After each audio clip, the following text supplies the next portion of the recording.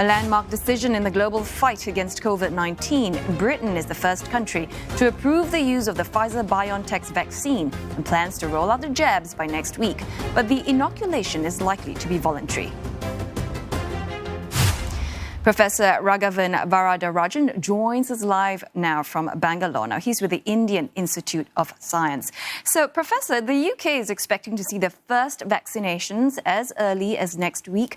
It's a monumental step, but in terms of how fast it's taken versus, the traditional timeline of, say, 15 or 20 years, does that worry you? No, I don't think it does not worry me because all the requisite safety tests during the development of the vaccine have certainly been carried out. The thing that one does not know is there's some things that will only come out once the vaccine has undergone large-scale deployment. But in terms of the standard kinds of phase 1, phase 2, and phase 3 trials that it has had to undergo, it has undergone all that. Some things will only come up in post-marketing surveillance, but I don't think that particularly corners have been cut. And Professor, now that we're sort of hearing the news that Britain will be rolling this out, how soon do you expect countries in Asia to benefit from the vaccine? So I think, Asia is a big place, and this vaccine has constraints on its storage temperature.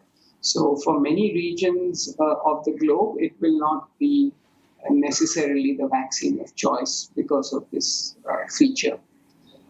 But obviously, there will be countries that can benefit from it, as the UK will be doing. Professor, also help us understand. Very low.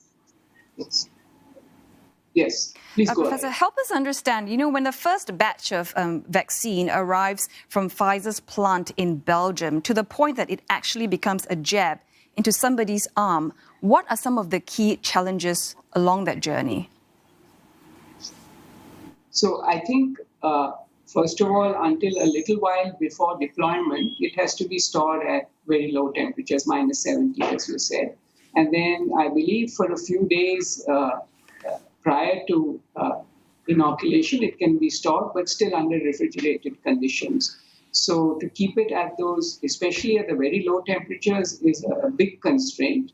And keeping it at 4 degrees is not such a big constraint, but still there will be many places where even that part can be a little bit difficult on a very large scale if a large number of people have to be vaccinated. So these are the two primary constraints. Professor, if someone has already had COVID-19 and has recovered, will they need to be vaccinated? Can it prevent reinfection? So just like infection minimizes the chance of reinfection, so too will a vaccine minimize the chance of infection. Now, if a person has had COVID-19, there's a relatively broad spectrum of responses in terms of the amount of antibodies that they generate. So if they have very high titers of antibodies generated after infection, then the incremental benefit of the vaccine will be low. But typically, people do not know or measure their antibody titers. And so it is probably safer for them to have the vaccine. So, just to tie in with all of that, there is this view that, if most of the population gets vaccinated, the disease will be stamped out in the community. And Japan, for one, is going to be vaccinating all their 126 residents for free. So if cost is not a problem, do you think everyone should be vaccinated? Certainly, if cost is not a problem, then certainly everyone should be vaccinated.